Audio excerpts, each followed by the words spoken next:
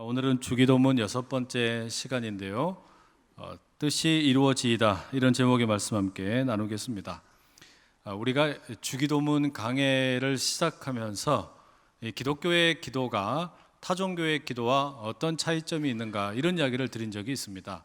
일반적으로 다른 종교에서 그 기도의 어떤 시작하는 동기는 기도하는 사람의 뜻이 이루어지기를 구하는 것이라고 한다면, 우리 기독교의 이 기도는 내 뜻이 아니라 하나님의 뜻이 이루어지기를 구하는 것이 이 기도의 동기다, 이런 이야기를 우리가 함께 나눈 적이 있었죠. 다만 우리가 이제 이론과 현실이 다르다, 그런 말이 있듯이, 우리도 머리로는 기도할 때 하나님의 뜻을 구해야 한다라는 것을 알고 있는데, 우리 입으로 막상 고백할 때는 하나님의 뜻보다는 내 뜻을 구하는 경우가 훨씬 많습니다. 그렇게 기도하는 것이 우리에게 더 자연스럽게 느껴지기 때문입니다. 그래서 실제로 우리 대부분의 기도 제목은 하나님의 뜻보다는 내 뜻이 이루어지기를 구하는 경우가 훨씬 더 많은 것 같습니다. 자녀들이 좋은 대학 들어가게 해주세요, 사업이 번창하게 해주세요, 건강하게 해주세요, 이와 같은 것들이 대부분 내 뜻과 바람으로 이루어져 있는 경우가 많습니다. 여러분, 예수님께서 이런 우리의 본성을 알고 계실까요? 모르실까요? 당연히 아십니다. 우리가 막상 기도를 하기는 하지만 다른 여타의 종교의 기도처럼 우리의 기도의 동기가 하나님의 뜻보다는 내 뜻을 구하게 되는 것, 이런 어떤 본성 예수님 잘 아십니다. 그래서 이 제자들에게 기도를 가르치실 때 이 기도 훈련의 핵심이 무엇인지 알고 계신다라는 말이죠. 어떻게 하면 제자들이, 그리고 이후에 이제 예수님을 믿게 된 모든 사람들이 자기 뜻이 아니라 하나님의 뜻을 구하도록 가르칠까, 이걸 염두에 두고 계신다라는 말입니다. 그래서 하늘에 계신 우리 아버지여, 이렇게 하나님을 부르라고 가르치신 후에 아버지의 이름이 우리를 통해서 거룩하게 되시기를 구하고, 아버지의 나라의 가치관이 우리의 마음과 생각과 의지를 물들이기를 구하라 가르치십니다. 그리고 이제 드디어 하나님의 뜻에 대한 이 어떤 기도가 나오죠. 하나님의 뜻이 이루어지기를 원합니다, 이 기도를 가르치십니다. 여러분, 이게 꽤나 어떤 그 기도 간구의 배열 순서가 의도적이다라는 생각이 듭니다. 만약에 여러분, 어떤 사람이 기도를 하는데 아버지의 이름이 나를 통해서 거룩하게 되기를 원한다라고 기도하고, 아버지의 나라의 가치관이 내 마음이나 생각이나 또는 의지를 물들이기를 원한다라고 기도해 놓고서 내 뜻을 구한다 그러면 그게 우스워지는 거예요. 아버지의 이름이나 아버지의 나라가 나를 통해서 그렇게 되기를 원한다 말해 놓고서 하나님의 뜻이 아니라 내 뜻을 구하게 되면 이게 꽤나 앞에 간구한 것과 뒤에 간구하는 것이 어울리지 않게 된다라는 말이죠. 그런데 여러분, 오늘 이제 그래서 예수님께서 하나님의 뜻을 우리에게 구하도록 가르치시는데, 이 하나님의 뜻이 이루어지기를 원합니다라는 이 간구 가운데 덧붙여진 표현이 있습니다. 하늘에서 이루어진 것처럼 땅에서도 이루어지기를, 이라는 표현입니다. 사실 여러분, 하늘에서 이루어진 것처럼 땅에서도 이루어지기를, 이 간구는 이 지금 아버지의 뜻이 이루어지기를 원합니다라는 표현에만 해당하지는 않습니다. 앞선 간구에도 다 적용이 가능합니다. 그래서 아버지의 이름이 하늘에서 거룩해지신 것처럼 땅에서도 거룩해지기를, 아버지의 나라가 하늘에서 이루어진 것처럼 이 땅에도 임하기를, 또 아버지의 뜻이 하늘에서 이루어진 것처럼 땅에서도 이루어지기를, 이렇게 이해해도 가능합니다. 그럼 여러분, 이 하늘에서 이루어진 것처럼 땅에서도 이루어지기를, 여러분, 이 구절의 의미가 어떤 의미이겠습니까? 여러분, 우선 우리가 꼭 기억해야 할 것은 하나님의 이름이 거룩해진다라고 하는 거, 하나님의 나라가 임한다라고 하는 거, 하나님의 뜻이 이루어진다라고 하는 거, 이것은 근본적으로는 우리가 할 수 있는 일이 아닙니다. 이것은 전적으로 하나님의 손에 달려있는 일입니다. 그런데 하늘에서처럼 땅에서도 이루어지기를 원합니다, 아버지의 이름이 아버지의 나라가, 아버지의 뜻이 그렇게 되기를 원한다라는 기도는 이 하나님의 이름과 하나님의 나라와 하나님의 뜻이 하늘에서처럼 땅에서도 이렇게 구할 때에 그 일에 내가 통로되게 해 주십시오, 나를 사용해 주십시오라는 간구라고 할 수 있습니다. 하나님의 이름이 땅에서 거룩해지려면 내가 통로가 되어야 하고요, 하나님의 나라가 이 땅에 이루어지려면 내가 통로가 되어야 하는 것이고, 하나님의 뜻이 이 땅에서 이루어지려면 내가 통로가 되어야 한다라는 간구입니다. 바로 그런 이유 때문인지 모르지만 하이델베르크 교리 문답에서는 하늘에서 이루어진 것처럼 이 구절을 뭐라고 해석하냐면, 저 하늘에서 천사들이 자발적으로 순종하는 것처럼 이렇게 해석을 합니다. 말하자면 저 천사들이, 천상의 존재들이 저 하늘에서 하나님의 뜻에 자발적으로 순종하는 것처럼 이 땅에서는 우리가 하나님의 뜻에 순종하게 해 주십시오, 이렇게 이해를 하는 겁니다. 결국 여러분, 하나님의 뜻이 이루어지게 해 주십시오 라는 간구는 하나님께 내가 순종하게 해 주십시오 라는 간구라고 할 수 있습니다. 그렇게 우리가 순종함으로 인해서 하늘에서 하나님 뜻이 이루어진 것처럼 이 땅에서도 하나님 뜻이 이루어지기를 원한다라는 간구입니다. 여러분, 이 기도의 모범을 보여주신 분이 이 기도를 가르쳐 주신 예수님입니다. 예수님께서 이제 십자가를 앞에 두시고 겟셋마네 언덕에 올라가셔서 기도하시지 않습니까? 내 아버지여, 만일 할만하시거든 이 잔을 내게서 지나가게 하옵소서. 그러나 나의 원대로 마시옵고 아버지의 원대로 하옵소서. 예수님의 기도입니다.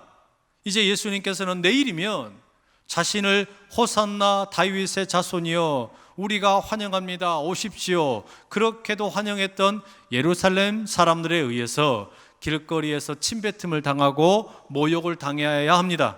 뿐만 아니라 채찍에 맞으셔야 합니다. 창의 옆구리를 찔리셔야 합니다. 모진 고통을 당하시면서 십자가를 짊어지고 골고다 언덕을 올라가셔야만 합니다.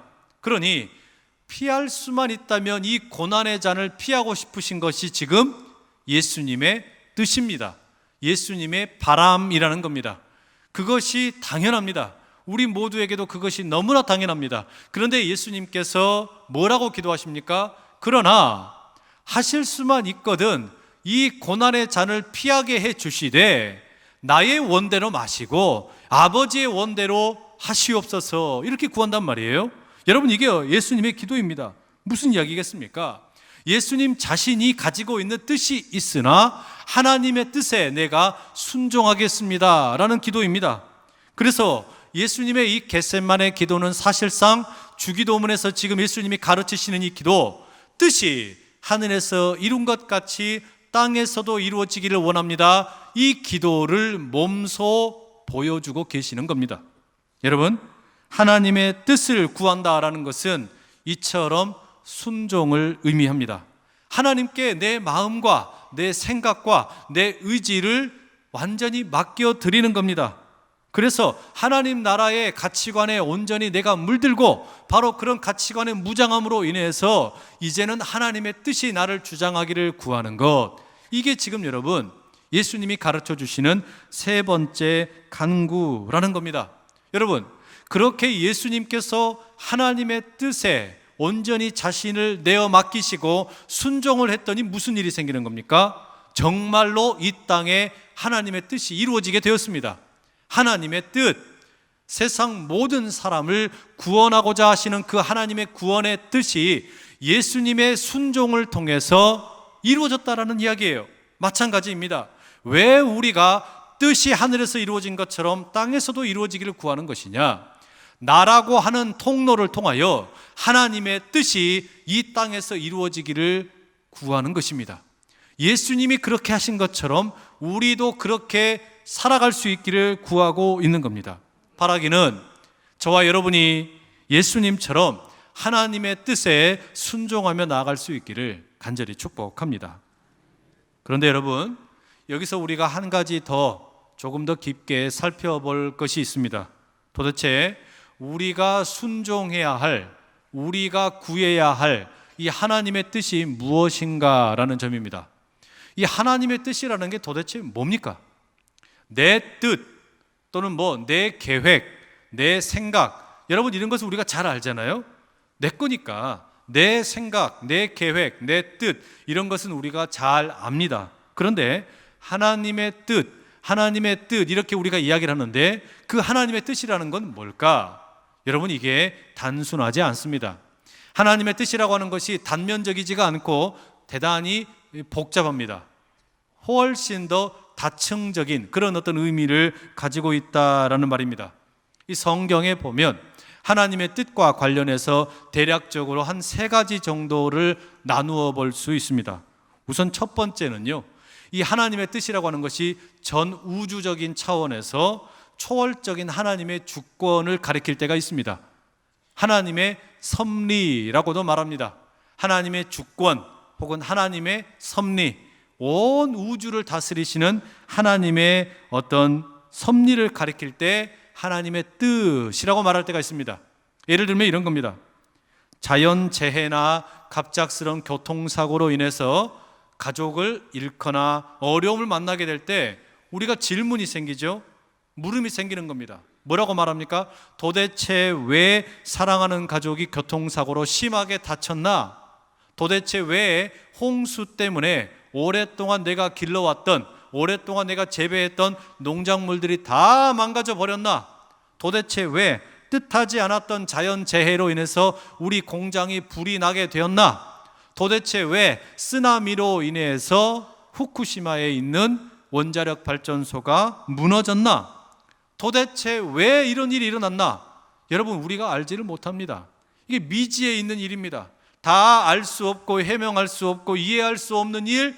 여러분 이게 뭐냐? 하나님의 뜻, 하나님의 섭리, 하나님의 주권이라는 겁니다. 여러분 이런 하나님의 뜻은 초월적인 영역입니다. 우리가 다 알 수 없는 거예요. 제가 언젠가 이 유학을 하던 시절에 IT라고 하는 섬나라에 단기 선교를 갔었습니다. 거기는 갔더니 그냥 지진이 나가지고 대통령 궁부터 시작해서 온 나라가 완전히 다 무너져 버렸어요. 도대체 하나님 왜 이렇게 비참한 일이 일어났습니까? 자연스럽게 묻게 되더라고요. 왜 이렇게 어려운 일이 생기게 되었을까? 여러분 우리가 때때로 이런 질문이 들 때가 있습니다. 그런데 이런 자연재해나 이 세상이 돌아가는 어떤 법칙들 우리가 다 알지 못하거든요. 이럴 경우에 여러분 우리가 하나님의 뜻을 구한다라는 거 뭐겠습니까? 그냥 하나님의 섭리와 하나님의 주권 앞에 순응하는 것밖에 없습니다. 마태복음 10장 29절과 30절에 보면 이런 말씀이 나옵니다. 참새 2마리가 한 아사리온에 팔리지 않느냐? 그러나 너희 아버지께서 허락하지 아니하시면 그 하나도 땅에 떨어지지 아니하리라. 너희에게는 머리털까지 다 세신 바 되었나니. 이런 말씀이 나옵니다. 여러분 이게 어떤 의미겠어요? 참새 한 마리가 살고 죽는 것도 하나님께 달려있다라는 말입니다. 하나님의 소관이라는 겁니다. 하나님의 섭리라는 겁니다. 그러니 여러분 이런 경우에 우리가 하나님의 뜻이 이루어지기를 구한다라는 것은 지금 이 땅에서 여러 가지 일들이 벌어지는데 내가 다 이해할 수 없고 내가 다 알 수 없는 미지의 영역이 있는 것, 그것을 하나님의 주권에 맡겨드리고 인정하고 순응하게 해달라라는 강구라고 할 수 있습니다.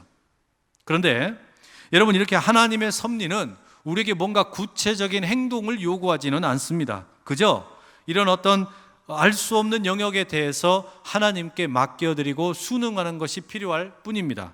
반면에 두 번째 하나님의 뜻이 있는데 이것은 보다 더 적극적인 어떤 우리의 삶의 실천을 요구하는 경우가 있습니다. 하나님께서 우리에게 뭔가 도덕과 윤리적인 규범을 요구하시는 경우가 있더라는 말입니다. 이게 어떤 경우냐?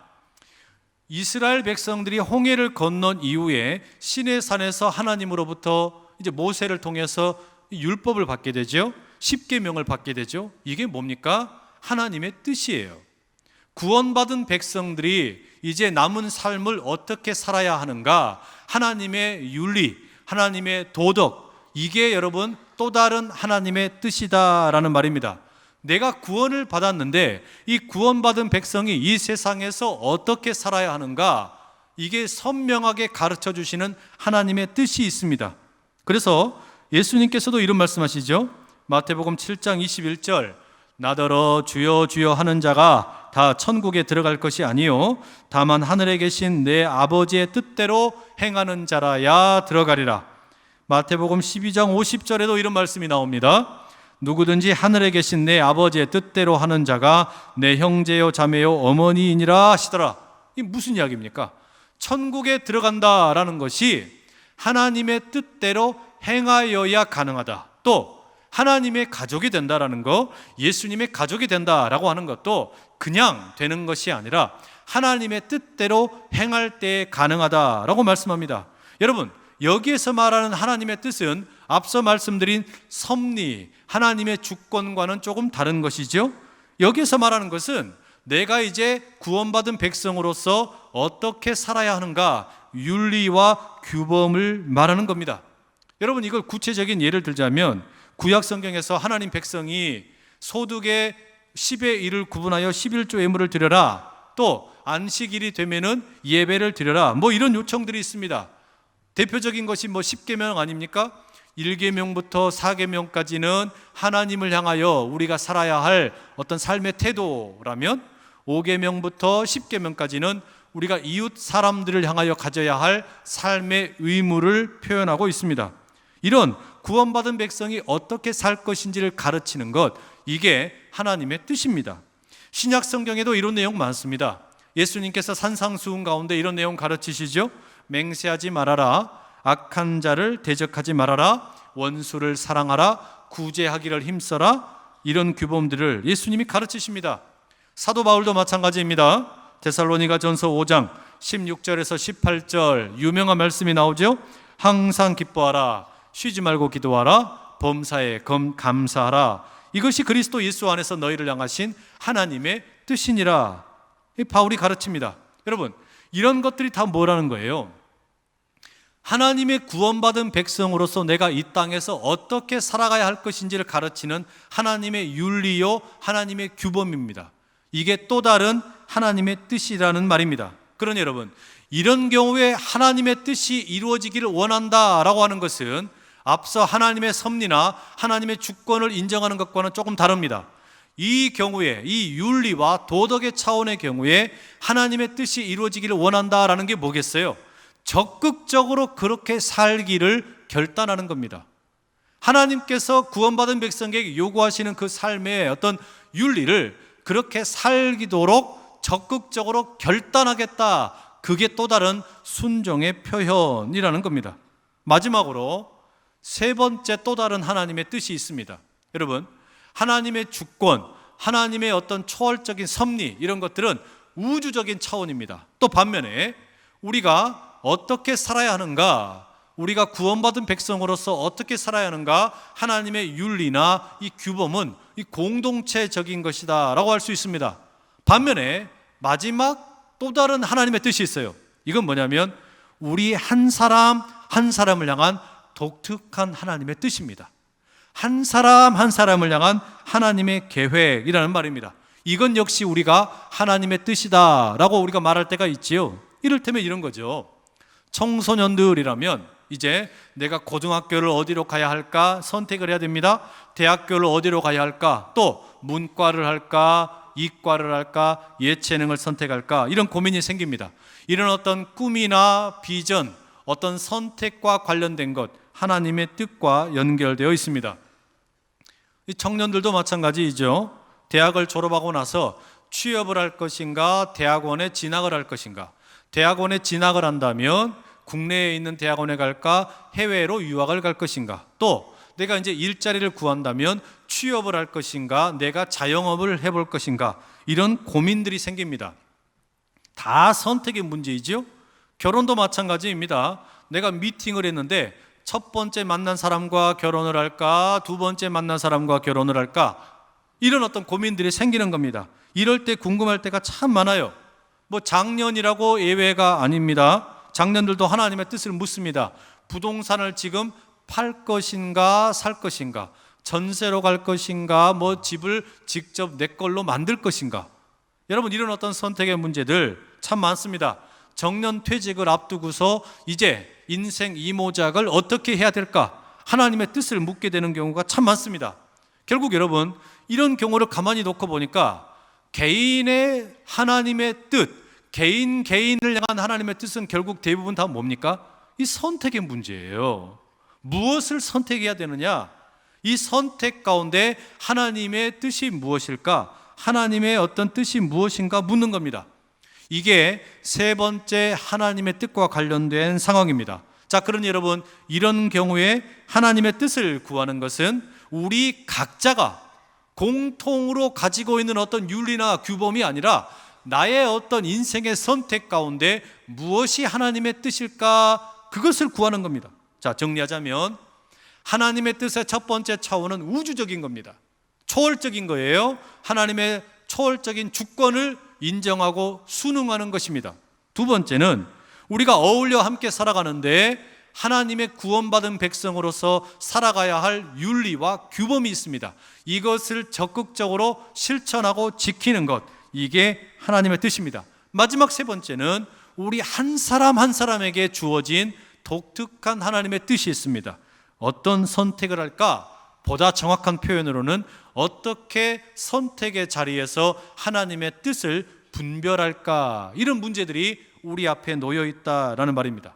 자, 여기서 여러분에게 묻고 싶은 게 있습니다. 여러분은 하나님의 뜻을 구한다라고 할 때 하나님의 뜻이 하늘에서 이루어진 것처럼 땅에서도 이루어지기를 구한다라고 할 때 이 첫 번째, 두 번째, 세 번째 중에서 어떤 것을 제일 많이 구하시는 것 같습니까? 제가 알아맞혀 볼까요? 대부분의 경우에 여러분, 우리는 몇 번이에요? 3번이에요. 3번. 대부분 다 3번. 하나님의 뜻이 궁금해요. 하나님의 뜻이 알고 싶어요. 이런 기도 제목을 우리가 나눌 때 대부분 여러분, 우리가 구하는 그 하나님의 뜻이라고 하는 것은 나의 개인의 선택의 문제에 있어서 하나님의 뜻이 뭘까? 하나님의 어떤 계획이 뭘까? 이거를 궁금해하는 경우가 압도적으로 많습니다. 왜 그럴까요? 사실 여러분, 우리가 살면서 특별한 경우가 아니면 무슨 뭐 하나님의 섭리니 하나님의 초월적인 주권이니 별로 관심 없어요. 또 내가 구원은 받았지만 구원받은 백성으로서 어떻게 살아야 하는가, 하나님의 윤리와 하나님의 도덕, 하나님의 규범, 이것도 별로 관심이 없어요. 정작 우리가 제일 관심이 있는 게 뭡니까? 내 개인의 삶에 있어서 하루하루 찾아오게 되는 이 선택의 문제, 이것만 우리가 관심 있는 경우가 참 많습니다. 결혼 문제를 놓고 여러분, 교회 안 다니는 사람들은 어떻게 합니까? 서로 간에 뭐 태어난 날짜, 연월, 시 이런 거 따져가지고 어떻게 해요? 사주팔자 보러 가기도 하고 또는 궁합을 보러 점집에 갑니다. 그런데 마치 그것처럼 경우는 다르지만 성도들은 어떻게 하는 겁니까?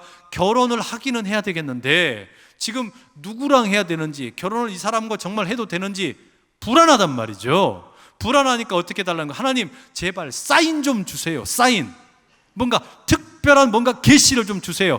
이 사람이 맞는지 내가 확신할 수 있게 하나님의 뜻을 좀 알게 해주세요. 이렇게 구할 경우가 얼마나 많습니까? 사업을 하다 보면 하나님, 내가 이번에 이거 계약을 해야 됩니까? 말아야 됩니까? 이 사람과 내가 동업을 해야 됩니까? 말아야 됩니까? 뭐 이런 문제, 취업과 관련된 문제, 재정이나 돈과 관련된 문제, 이런 다양한 경우에 근본 원인이 뭐냐? 불안함입니다.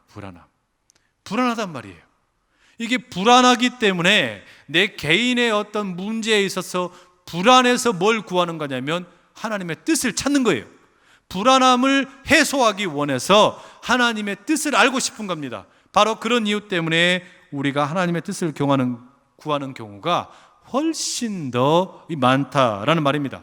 자, 그럼 여러분, 하나님께서는 우리에게 이 세 가지 경우 가운데 우리가 압도적으로 이 세 번째 개인적인 선택의 문제 가운데 하나님의 뜻을 구하는데 하나님은 우리에게 뭐라고 말씀하실까요? 하나님은 뭐라고 말씀하시냐? 예수님은 뭐라고 가르치시냐?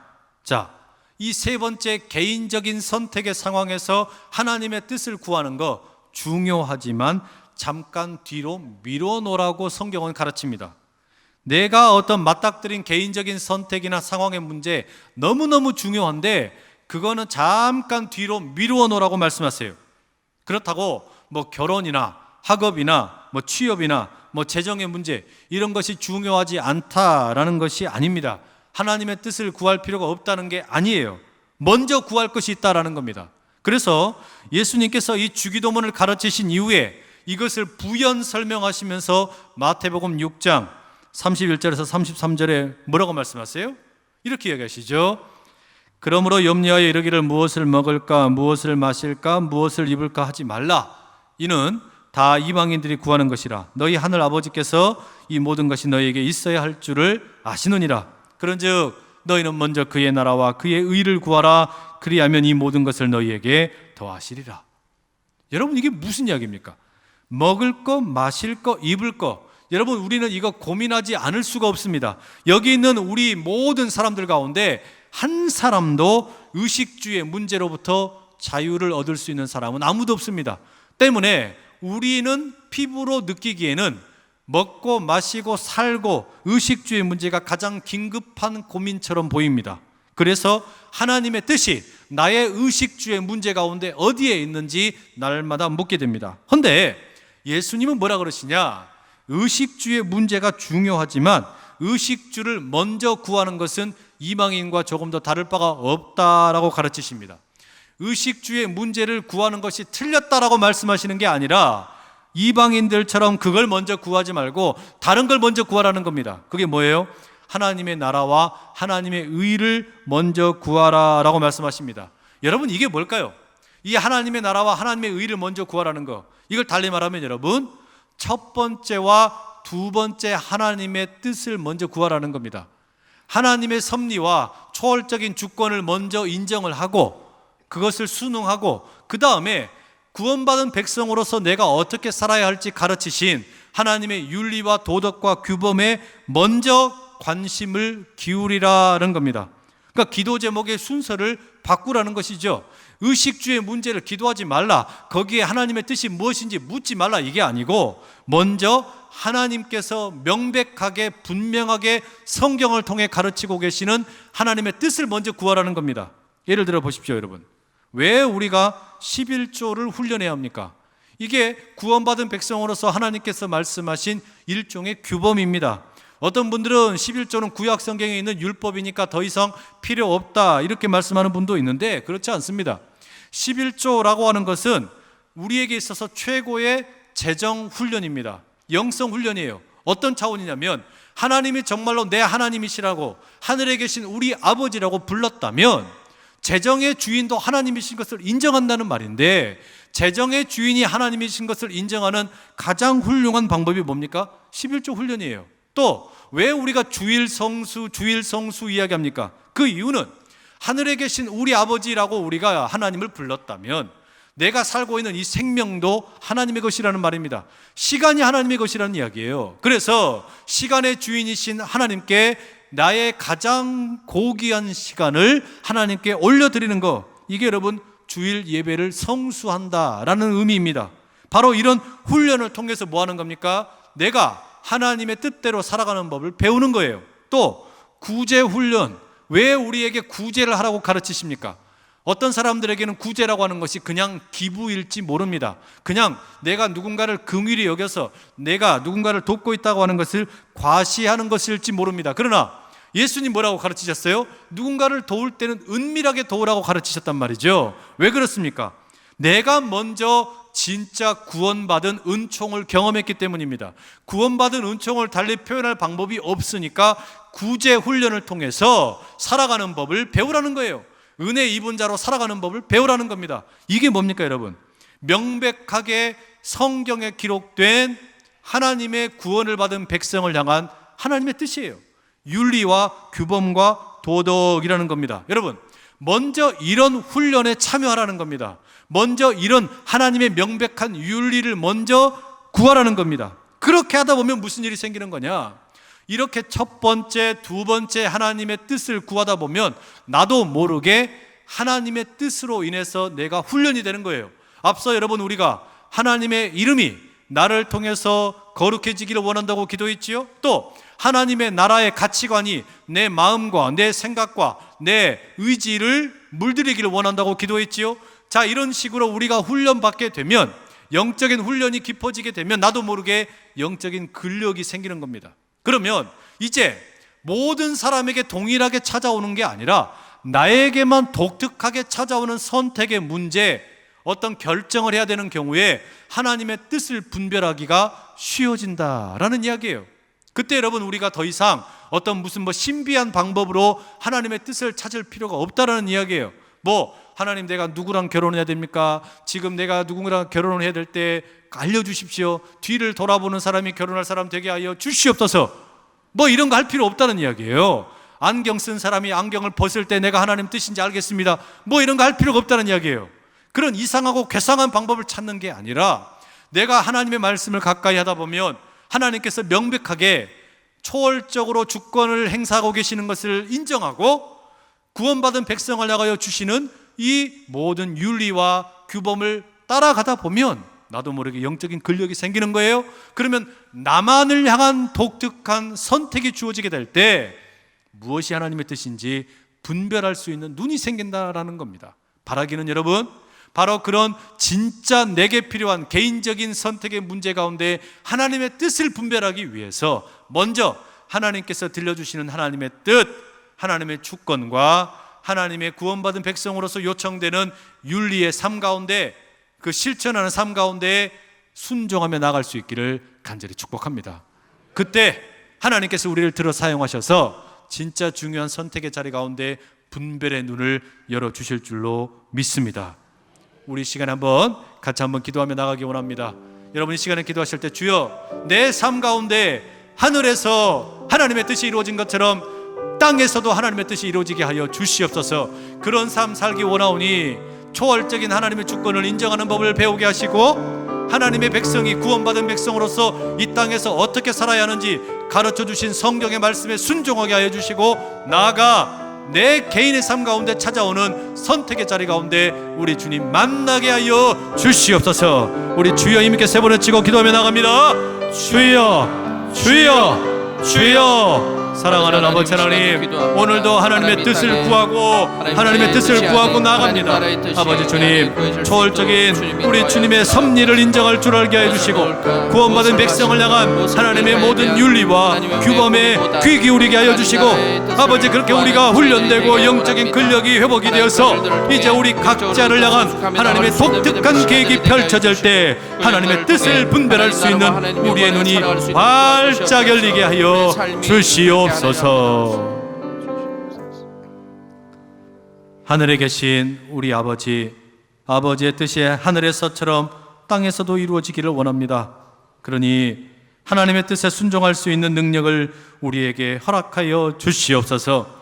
내 뜻이 아니라 하나님의 뜻을 찾고 행함으로 하나님의 기쁨 되게 하여 주시옵소서. 하나님의 섭리를 인정하고 구원받은 백성이 어떻게 살아야 하는지 말씀하셨으니 그 말씀에 온전히 순종하며 영적인 근력이 길러지게 하여 주시옵소서. 그리하여 나의 삶을 향한 하나님의 독특한 계획이 찾아올 때 하나님의 뜻을 분별할 수 있는 영적인 눈이 열리게 하여 주시옵소서. 예수 그리스도의 이름으로 기도드립니다. 아멘.